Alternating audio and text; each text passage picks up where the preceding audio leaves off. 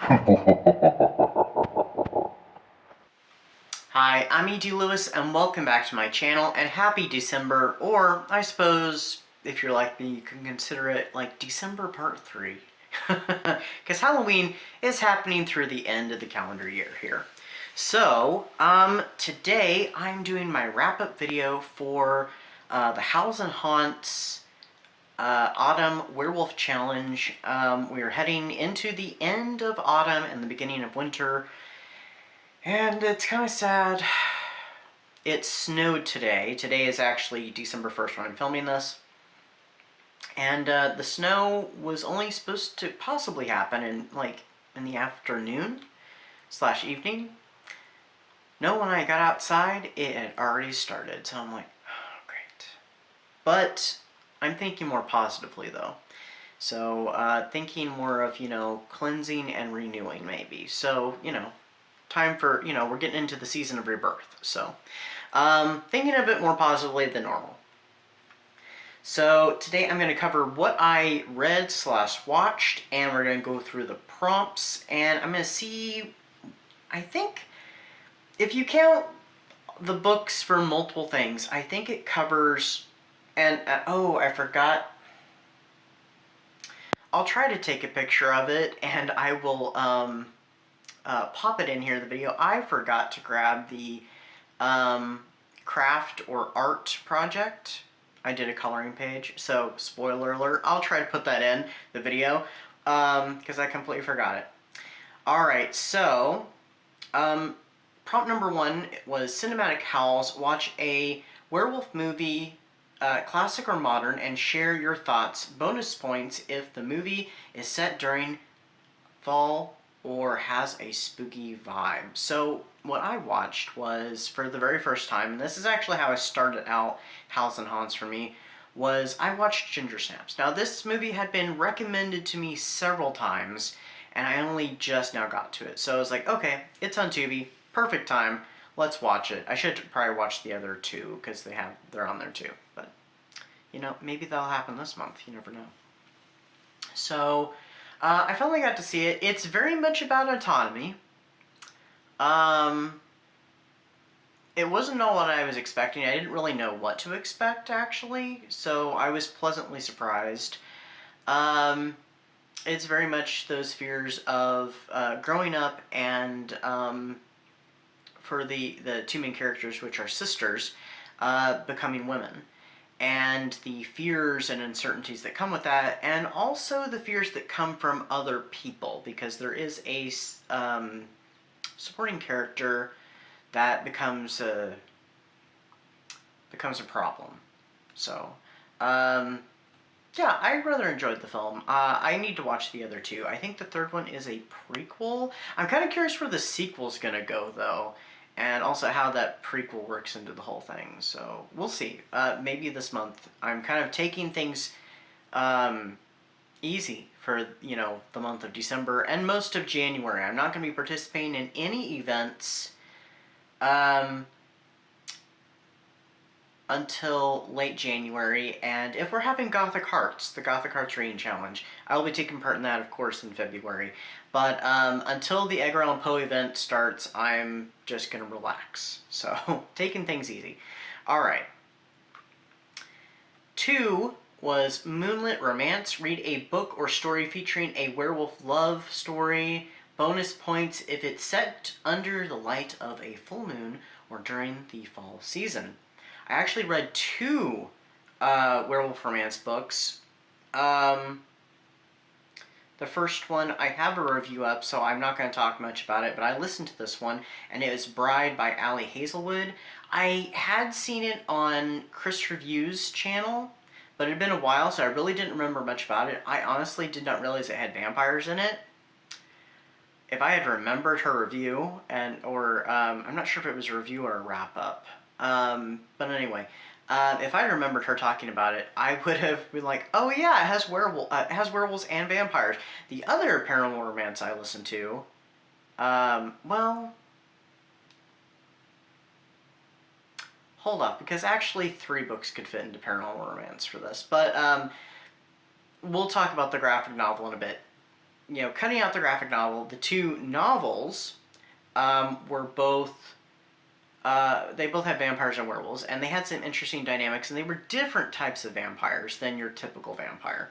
But I really enjoyed Bride. I loved it almost instantly, so it was a great read or listen. I was tempted to go straight into the second book because I've heard it's really good. Some people even liked it more than the first book.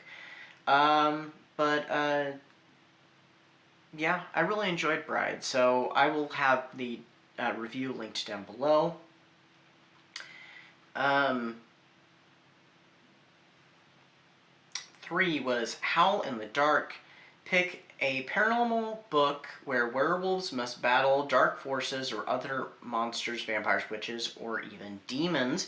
Alright, so that one fit for Bride, but also fit for the last book that I listened to. Actually, I listened to it here on YouTube. I just stumbled upon it and I thought, ooh, that'd be perfect. And it's part of a series. It's actually put out on the author's channel. And he does have other books in the series, but he only has a couple of the werewolf ones on his channel to listen to. Unfortunately, they are done by virtual voice, which does lead to some mispronouncing of words, but all in all, it was still enjoyable, and that is Protected by the Werewolf by Jules Monroe. I will link the channel down below.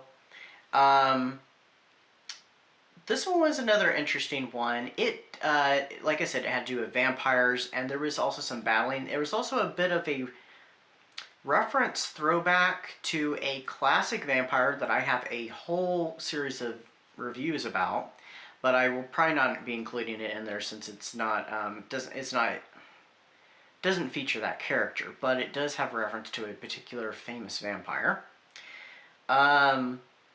This one deals with, the vampire character is actually being protected. He has some werewolf bodyguards, and he's switching guards now with the leader of the pack's son. The vampire's name is Leander. I'm blanking at the moment on the Dakota, that's his name. Dakota's the werewolf, and he's the son of the pack leader, and he's not crazy about having to,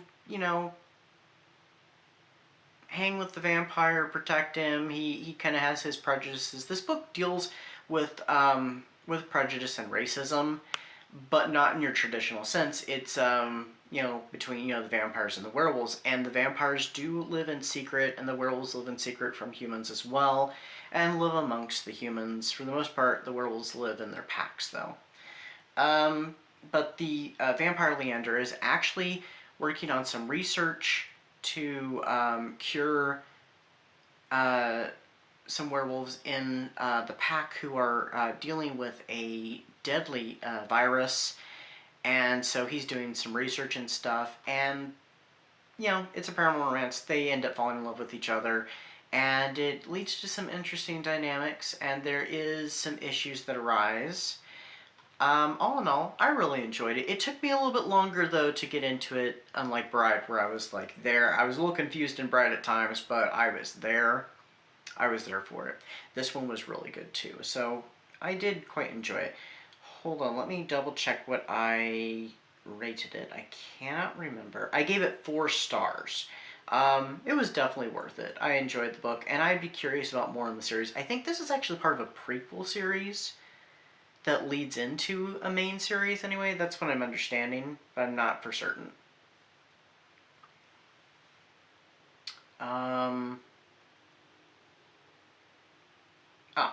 For Monsters Among Us, read a story where werewolves are hiding in plain sight among humans in a spooky town or autumnal setting. I don't know if I really. I guess the short story that I read kind of fit with this, and this was the last thing I read for the event, and that was in the book Lurking in the Dark, which is the 3rd, and as far as I know, I don't think there's any plans for any more HorrorTube anthologies. This was put together by Regina's Haunted Library, and I have not read all the stories in it, but the stories that I have read, I have enjoyed. And the story I read, there's actually 2 werewolf stories, but I only read the one. I decided, I'll save the other one for another time when I'm wanting to read some werewolves stuff, or there's a werewolf event. And that was Bad Moon Rising by Amy McCaw, our very own Amy McCaw, who wrote the Mina series, which I just finished in September. Sorry, it was like, did I finish that in October? No, it was September. It was part of Vampire, but it was also part of Halloween-a-thon. So that one was an interesting one too. It was about a film crew. They're filming a werewolf movie in this cemetery, and there's there's a dark past of animals attacking this town and stuff, and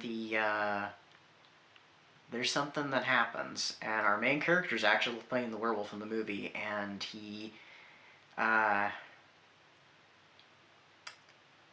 has an interesting time. Let's say that it was gory. There was some things I was just like, is this gonna is okay, yeah. But there was another part I'm like, oh, did not see that coming. It was a nice little twist. But yeah, I definitely recommend it. I'd recommend Working in the Dark, all the HorrorTube anthologies. I am blanking on the first one. Oi. Oh, what is it? Local Haunts. How could I forget that? Local Haunts, Served Cold, and Lurking in the Dark are all excellent and, talented people. So do check out those HorrorTube anthologies. And do check out the Mina trilogy as well.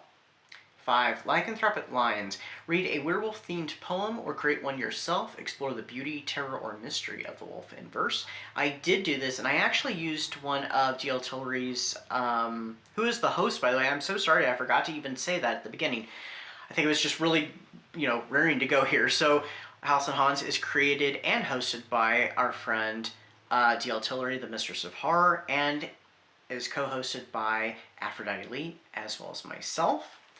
I'm so sorry that ended up later in the video than, intended.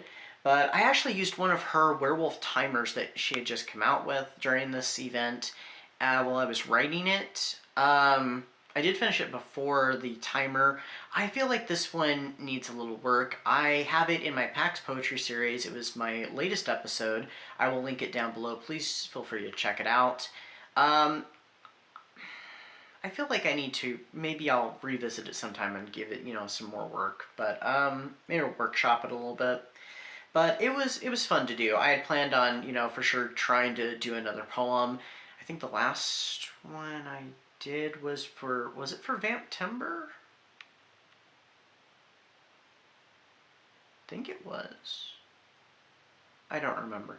I need to write more poetry. I have been very lax on it, but I need to just make some time for it. The next one is 6, Fall of the Pack. Explore a book where werewolves face challenges that threaten their pack dynamics, betrayal, leadership struggles, or a rogue wolf causing chaos. This one works very much with both the adult paranormal romance books that I talked about, both Bride and Protected by the Werewolf. So it kind of fits into that bracket as well. Number 7 is Forbidden Forests. Choose a book where the werewolf's story unfolds in a haunted forest, cursed woods, or similar eerie outdoor location. Bonus points if the setting is described with vivid fall imagery. I kind of feel like Blackwater, which I did review also, I'll link that one down below. That's the graphic novel, would kind of work for this one a bit. And that's by Jeanette Arroyo. I'm really uncertain how to say the name. And also, I gotta open it here. That's the top name it gives. And Ren Graham. Like I said, I have a review for this. I'll link it down below. This one I've been wanting to read for almost a year now, I'd say. And I finally got to when I discovered, oh, it's at the library, so I went and got it. And it was fun. It had some issues though, which I talk about in the review. But all it was fun. There's a lot of time spent outdoors and in the forest. But also this one would fit a lot for the Goosebumps book I read, which I've done a review of also. I will link it below, as I feel like I keep repeating that. Because I am. I read The Werewolf of Fever Swamp by R.L. Stine. I actually did forget to say R.L. Stine's name in the video. I'm so sorry about that. That one unfolds in an eerie location too, and you know, out in the swamp and stuff. And there's a lot of stuff that goes on outside, and especially at the house. It has an atmosphere to it as well. That book, so it would kind of fit for that, you know, too. 8 is Paranormal Predators. Read a werewolf-focused paranormal thriller or horror story that emphasizes the terrifying nature of the wolf and its predatory instincts. I think this one would fit for that. And that is The Wolfman, which is the novelization of the 2010 film. And it was written by Jonathan Mayberry, I'm not sure, but it just has the cover. There's something interesting though on the back here. It gives like the credits that would be at the bottom of the poster, and it says the music is by that guy they because originally they hired Danny Elfman to write the music for it, but it was a little shy, I guess. So they hired someone else. They didn't like the music, and so they went back with Danny Elfman's. This has the second guy listed as the one who does the music. I thought that was interesting. So it must have been before they were done with all the post-production stuff. I will be doing a review on this. I'm not sure when. I will say this, though. I did rewatch the movie after finishing the book. I like the book more. I kept actually forgetting that it's a novelization and not a movie based off a book. That the book is based off the script. And I kept forgetting that and be like, that's not how it was in the book. They made that change. I'm like, oh, wait, that's right. But there was plenty of differences, so I kind of wondered, did the author make these changes himself, or were they in the original script, or was it, you know, some here and some there, you know, some he changed, some that, you know, they changed for the film. Who knows? So, but I did really enjoy this. Alright, we're almost to the end of the prompts here. 9 is Autumn Legends. Discover a book inspired by werewolf myths or folklore, especially those connected to harvest festivals or Halloween legends. I really didn't find anything for that. Blackwater does, like, lightly touch on werewolf. Kind of some werewolf lore, but it doesn't go anywhere with it. It's kind of almost like a throwaway reference. This one has werewolf lore, of course, but it's more of the stuff that was kind of invented for the Universal Studios movies, like The Wolfman, which this was originally inspired off of, or even a little bit from Werewolf of London. You know, those things that were created by Hollywood and not so much part of older werewolf lore. So, and number 10 is Artistic Transformations. Create a piece of werewolf-inspired art. This could be a mood board, digital or traditional art, a colored page from a werewolf coloring book, or even a themed craft project. As I have already said, I went ahead and did a coloring page from a Monsters of Film and Folklore coloring book. I got it quite a while back, and I colored one page out of it. I don't remember if it was for Old School April or if it was for Summer Spooks. It was for some event. I did the Frankenstein monster, well, one of them. But I did a werewolf one. There's a couple werewolf ones in there. The only bad thing is flipping through it, I noticed that I think some of the pages are AI created, which is so unfortunate, because it's a really cool book. Some of the pages are like, how would you color this? Because it's got such tiny detail. I don't know. And maybe some of those are the AI. I don't know. But this one was, you know, this one looked like it was probably done by a person. So I'll flash a picture up of it. I'm not the most, you know, I'm not a wonderful colorist by any means, but it was fun to do.